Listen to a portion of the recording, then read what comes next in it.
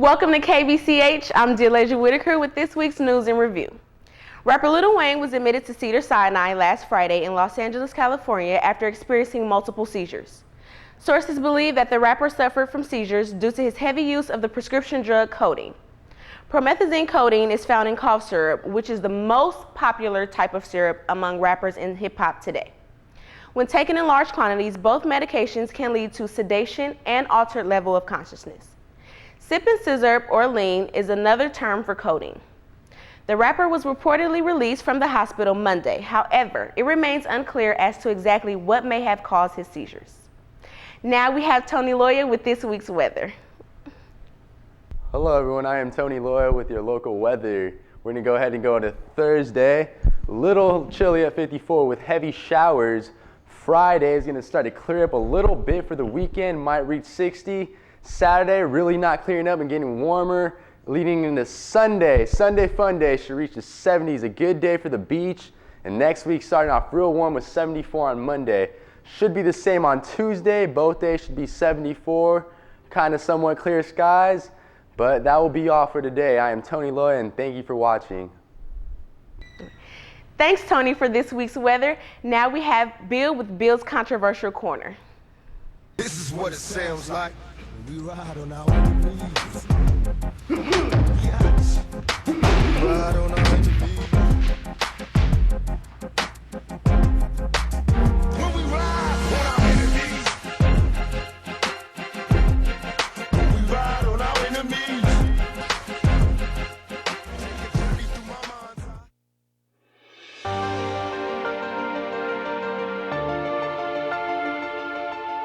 The Aurora Borealis, or Northern and Southern Lights, are a brilliant light show in the Earth's atmosphere that has fascinated mankind for many moons.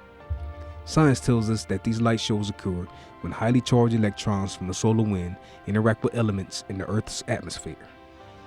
These winds stream away from the sun at speeds of about 1 million miles per hour and reach the Earth some 40 hours later. They follow the lines of magnetic force generated by the Earth's core and flow through the magnetosphere, a teardrop-shaped area of highly charged electrical and magnetic spheres. That's not what I see. When dealing with natural colors created in nature, such as a rainbow or the Aurora Borealis, you first need two major elements, light and water. When these two elements are broken down into their simplest form, they are in fact molecules. Light entering our planet does not exist as rays, but small, fast-moving molecules which illuminate our world. The same is for water, which, like sunlight, are grouped of pumped-up molecules.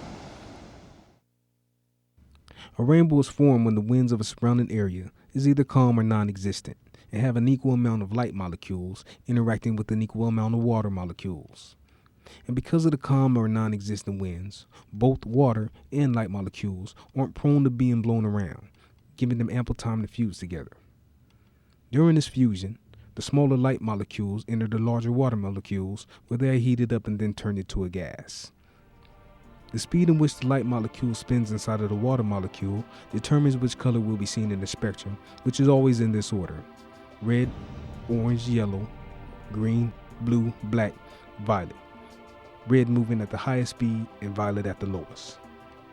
So color in nature are always caused by light molecules interacting with water molecules.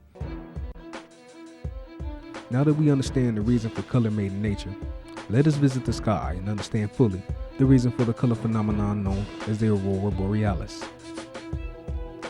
Science tells us that the sky is blue because of the sunlight that is reflecting off of the ocean. But since we know that light works in molecules and interacts with water, we see that this statement is somewhat untrue. In this photo, you can see that the shallow water is what creates the light blue color. Just as water molecules can be found in the air, they are also found in the sky, which leads us to the fact that what we are seeing in the sky is shallow water.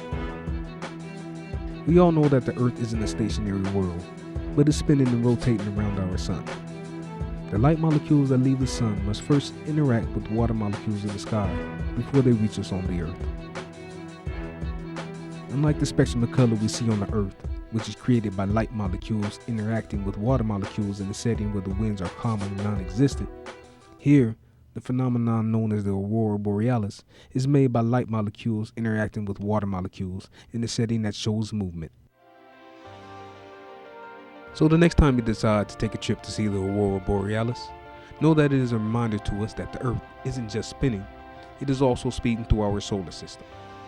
Until next time, this is Bill with Bill's Controversial Corner.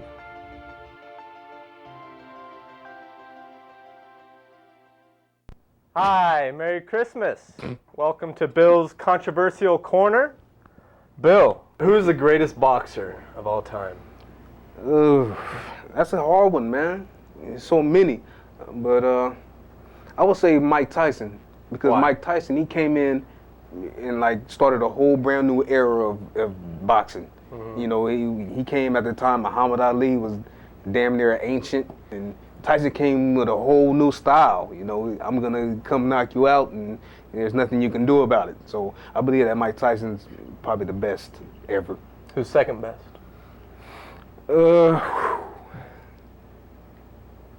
Break it down, me.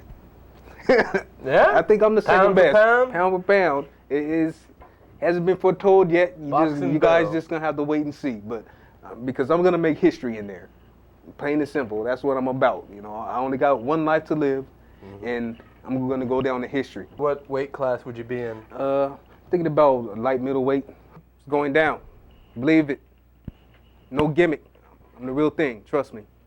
Out there in the world, I'm a very mean person in that ring. Trust me. How mean? Just give me 2 years, and there's gonna be a belt. If you could box anyone, who would it be? Bare knuckle. I want Floyd Mayweather. Bare knuckle? Floyd You want him? Mayweather. You just want I don't him? care, knuckle, whatever. Yeah?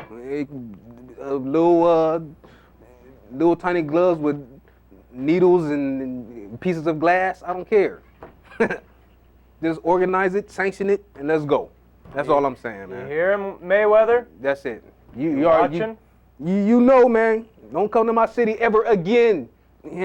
I called you out. You know it. Don't come to my city again, bro. All right. Well, thank you for joining us, Bill. Thank you for being here. Yeah. And we'll see you next time on Bill's Controversial Corner. Thanks, Bill. Now stay tuned after this commercial break.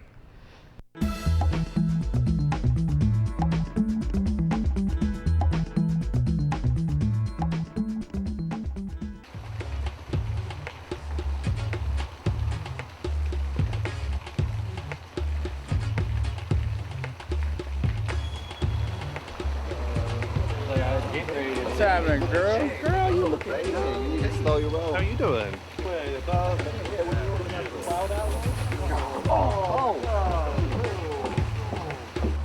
Unwanted boys, spray your own. Very stinky. It does the trick. It's gonna get hot today. Grab an ice cold sun drop and show us how you drop it. Drop it like it's hot. Drop it like it's hot. Drop it like it's hot. Cause I got it going on. Drop it like it's hot. Drop it like it's hot. Drop it like it's hot. A thirst-quenching citrus soda just dropped coast to coast. Sun drop. That's how you drop it. Drop it like it's hot. Drop it like.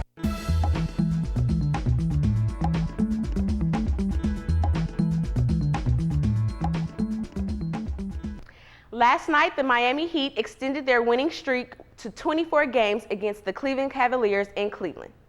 The Cavaliers closed the first half of the game with a 21-point lead. At the second half, the Miami Heat came back with a vengeance, winning the game with a 3-point lead, ending with 98 points for the Heat and 95 points for the Cavaliers. For more on sports, we have the takeover with John the Great and the King of LA. Hi, welcome to Takeover. King. How you doing, John? I'm good. How are you? I'm all right. It's nice to see you took off that ugly sweater you had on. You didn't like it? No, I hate I it. wore it for you. Yeah. All right. So yeah, the Heat. 24 games now. What's going on with them? Currently, right now, they're the best team in the NBA. Yeah. By far. They're just hot. I don't know what else to say. They're beating everyone that's had the up and up on them lately. Like they beat the Pacers. The Pacers was the first win the Heat got on the Pacers this year during the streak. I don't know. They could take it all the way, but I just think they're going to be stopped somewhere along the way. Where do you have them losing? My first pick was the Pacers. I was wrong about that. Yeah, I chose the Celtics. Also Yeah. wrong. Yeah, but you had no KG that night, right? Yeah, and they still almost won. They still almost won. Yes, they did. But geez, they got a few tough games. But I really think that if they don't get past the Chicago Bulls, I think it's next week they play the Bulls, that the Knicks will stop them on April 2nd. The Knicks? The Knicks, yeah. The Knicks match up pretty well against them. And if they're all healthy. Yeah, Carmelo, if he's back. I think if all the Knicks are healthy, they should do fairly well against them. Okay. So I think the Knicks more so than the Bulls. All right, so the Heat, best team in the NBA right now, Yeah. obviously. Who's the best team of all time? 1 year, 1 season. You had to have one team to win it all. Well, I first thought it's gonna be a Laker team for me but I think it's the very first Laker championship of the Shaq and Kobe era. Okay, when And they beat Indiana? Indiana? 1999 through 2000. I believe that team was by far the best team in maybe even in history. They had Go on. that was their first year as under Phil Jackson, and it was just a sign of things to come from there. They pretty much laid down the law, like, okay, we're gonna dominate, and they did. They were the king of streaks that year. They had they won the 31 of their first 36 games. They had a 16-game winning streak, and later in that season, from February 4th, 2000, to March 16th, they had a 19-game winning streak, 19 in a row. So after that loss, Shaq and Kobe together, they won another 11 in a row. And earlier in that season, they had a streak where they had won 7 games. Damn. So they ended up winning 67 games that year, which is just 2 games behind the other Laker team of the 70s, 1971 through 72. They won 69 games, and they're the ones that had the 33-game streak that the Heat are trying to catch. Right. Will they catch it? I don't know. I really don't want to see it happen, but it might happen, But I'm just throwing out, I think the Knicks will stop them, but it's pretty close. Yeah. I really think that this team was the best, man. I did some research, and they have a few interesting players. The starting lineup was Ron Harper, Kobe Bryant, Glenn Rice, AC Green. AC Green, one of the old school Showtime guys, and then Shaquille O'Neal at center. Shaq won the MVP that year, and I just think it was the most important one, and it set the tone for the years to come because it was the first one of the first three-peat. Yeah. And I got the following Lakers team. The 2000-2001 Lakers. Yeah. Why? They, 15-1 through the playoffs.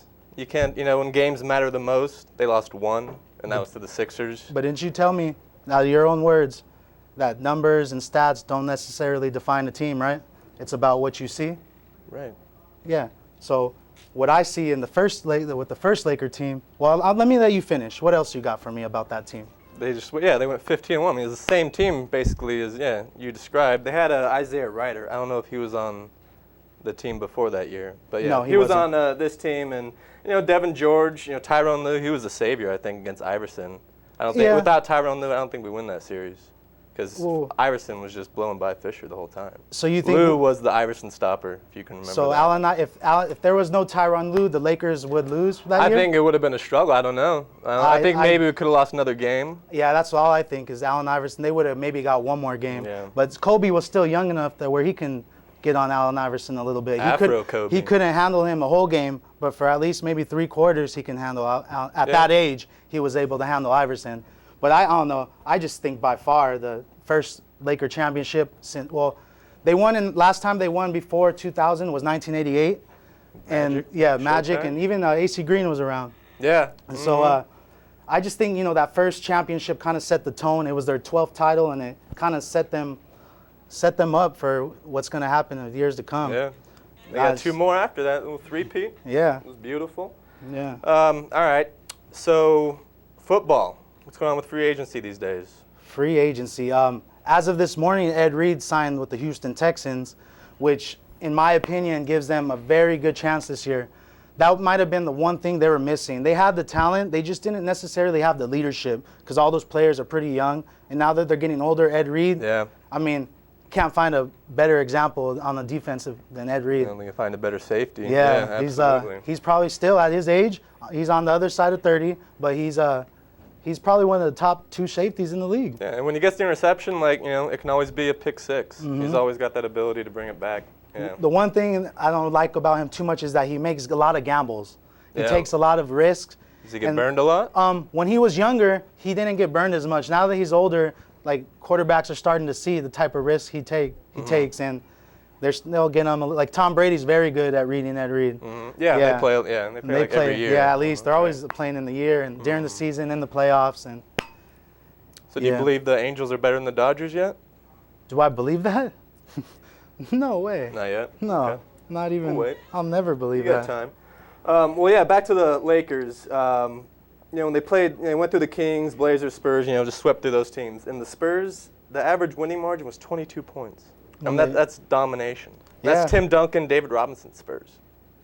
I think Dave Robinson was there the year before. But I don't think David Robinson was there. Okay, maybe not. Then whatever. But 22-point margin with Tim Duncan, and that team, they were good. But Spurs were good. In the year 2000, the reason I think that was the better team is they played better teams that year. The Sacramento Kings in the first round, great team. They had Chris Webber. And in the next round they played Phoenix, which was also a great team. They ran through Phoenix that year. Great team? No, well they had a. Well, yeah, they weren't a great team. Kid was playing, right? I think Penny Hardaway was still there. Yeah, they went through them like they should have. Yeah. But the Blazers that year, that's who they took to game 7. They went to 7 games with the Blazers. The Blazers had an outstanding team that year. They came back. They won 59 games to the Lakers 67, and that alone will get you a first place record. It's just they happen to be in the Lakers division. But yeah, the Portland Trail Blazers, Rasheed Wallace's team. Yeah. They were. I remember. I'll never forget that the Shaq to Kobe pass to finish the game right there. One of the best moments in Laker history. Yes. And just that year right there, like you can't beat the first. That's why I tell you that Jordan's better than Kobe, because everything that Kobe's doing, Jordan's already done. So you can't beat the best. Like it's just everything Kobe's doing now and then some. Yeah. Yeah. Everything Kobe's doing now has been done before, but it doesn't take away how great it is. Don't get me wrong. Well, not real quick. LeBron had another triple-double yesterday. Yeah. That's lock for MVP. Hands down, he's MVP. Yeah, they say the only ones that had a shot were Tony Parker, and then he got injured. Yeah. And I thought he was playing great basketball, but still LeBron has to take the top spot. And Kobe, before he was getting hurt, he was in the MVP talks. Yeah, if Lakers, if maybe there's still a chance Lakers can get hot and Kobe puts up some amazing numbers. Best, I think LeBron's probably got the lock. He's just been amazing. Yeah. During this streak. It's an exciting time for basketball fans right now. Lakers, we're not used to hoping they get in the playoffs. We're used to them already being in, so it's kind of a different feeling this year. What do you think about the World Baseball Classic? What do I think? Yeah. I think it's great for baseball. Yeah? Yeah, it kind of gives, well, in a way, it gives the American baseball a chance to scout all the other teams that have players that aren't getting seen, Sure. Like, so it puts them on a platform for the world to see, and I think it's good for baseball. I just wish, more players would take part. Like, if we had our A squad, I think we'd run through that just like USA runs through basketball. Absolutely. I mean, we could go down a roster, who should have been playing for USA. Yeah. Would Kemp be on USA? Yeah, he'd be on USA for sure. We'd have an amazing, We should do that. We should put together a fantasy USA baseball roster and see how that looks. We can do that. Maybe we can send it to Major League Baseball and they'll listen to the king of LA sports and hopefully they throw those guys in the mix next year, even though they get paid millions. Even though. All right. I got some blank pages here. Fill them up. Blank pages? Yep. All right. Well, the Denver Broncos. All right. Let's talk the Denver Broncos. What do you think about their offseason moves? Well, I think adding Welker, that only makes them better. It's interesting with their defensive end with his contract issue. Like, he's Elvis Dumervil. Yeah, that was kind of odd how that went down. Yeah, he's a good player. He got released. He went to seek work elsewhere, and no one wanted to offer him the money he was expecting. So now he's kind of trying to work something out with Denver that will let them deal with him, but have not take as much pay. So That's what I want to say. He won't have as big of a salary. Are there any teams going after him right now? Not to my knowledge. Like I didn't hear anything. I just heard he put his name out there, and then a couple days later he was back in the Broncos conversation. So I'm assuming maybe with some injuries. I think he had a few injuries. I'm not too sure on what it was, but yeah. We were talking earlier. You were talking about Chris Johnson. Yeah. He's upset about something. The Tennessee Titans signed Sean Green from the New York Jets, and Chris Johnson wasn't too happy about that. Yeah. Yeah. Why do you think they signed Green? No faith in Chris? He's a little bit younger. I think he's 24 years of age. Okay. Chris Johnson's about 30 years old, I think. Already? Wow. And he's probably still one of the fastest running backs in the league. But I think it's good for him. It's going to take some of the pressure off of him. What everybody does is they stack the line of scrimmage because they have to stop Chris Johnson. So he ends up getting hit a lot, and so he gets tired. So I think with Sean Green, that'll take some of the workload off of him, which might make him more explosive, like in the open field, like on plays. So the Jets, they lose Green. What are they doing with running backs? The Jets, well, from what I understand, they're talking to Ahmad Bradshaw, formerly of the Giants. Okay, yeah, so short move for him. Yeah, it wouldn't be a bad move at all. And the Jets need leadership. And Ahmad Bradshaw was known throughout his years with the Giants as being one of the best leaders they have. Very emotional. Yeah. I don't know if you've seen that one time when he smacked Victor Cruz across the head. No, I saw that, yeah. I saw that. Very intense guy. Very. And it's just, I'm pretty sure he'll go there because he doesn't seem like the type of guy that's going to want to move cross country, anything like that. He was pretty upset that New York let him go. So going to their rival across town might be sticking it to him, like Wes Welker. Like kind of, since we were on the Broncos earlier, Wes Welker signed for $2 million a year less than what the Patriots were going to pay him. The Patriots are going to pay him $8 million a year. He signed with Peyton and the Broncos for $6 million a year. Wow, what's that about? I believe he felt disrespected by them. They used a franchise tag on him last year, and he wanted a long-term contract, and he never got it. So this is kind of his way of sticking it to him, saying like it was personal because he got cheaper money, and Patriots were offering him 2 years, so he took 2 years with the Broncos. So and for less money. For less money. So you could take that how you want it. I take that as personal. Like, there has to be some pride involved. As a man, you have, when your lines are crossed, your pride lines are crossed, you got to step up and stick up for yourself. Absolutely. So, well, sticking to that, like, what do you think of the loyalty, team loyalty these days? I don't think there's much loyalty in sports today. I think it's strictly, it's totally a business. I mean, Urlacher, he's leaving Chicago. Yeah, where's he gonna go? I believe Denver. Yeah. I think, from what I understand, my sources tell me that he's been interested in Denver for a while. I don't know the particular reason why, but I just know that he's interested in winning the title, and Denver has to be up there, like in the favorites. I think they're behind Seattle and San Francisco as far as the odds to win the Super Bowl next year. I think they might be 3, because I know San Francisco's 1, Seattle's 2.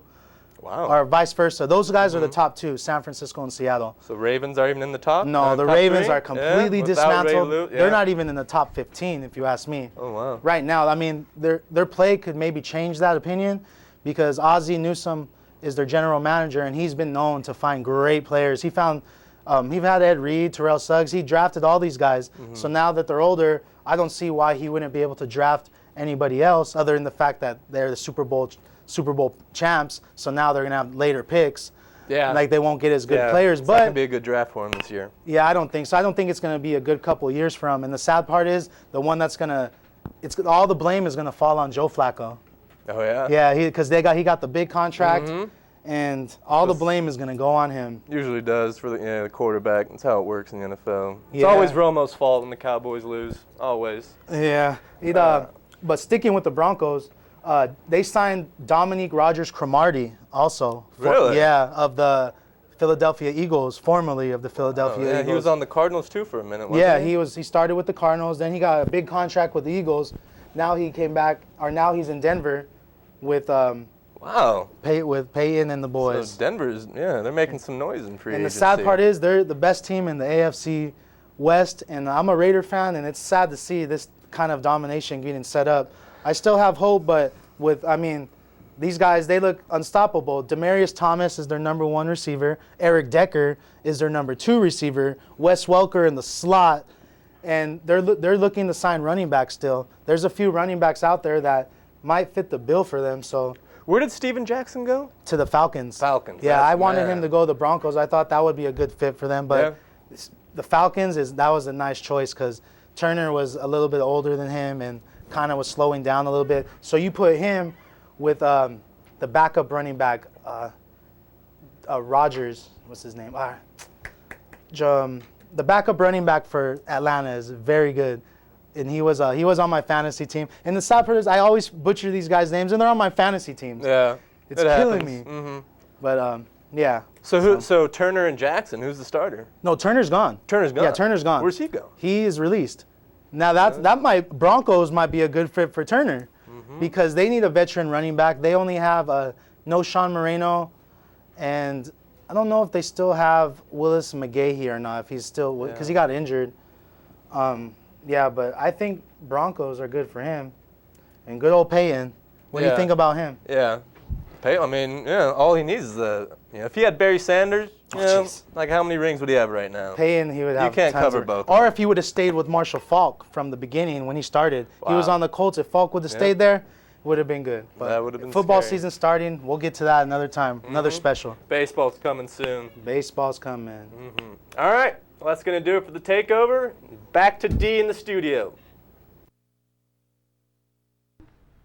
This has been our KBCH News and Review. I'm Dealasia Whitaker. Thanks for tuning in. Be sure to watch us next week at the same time.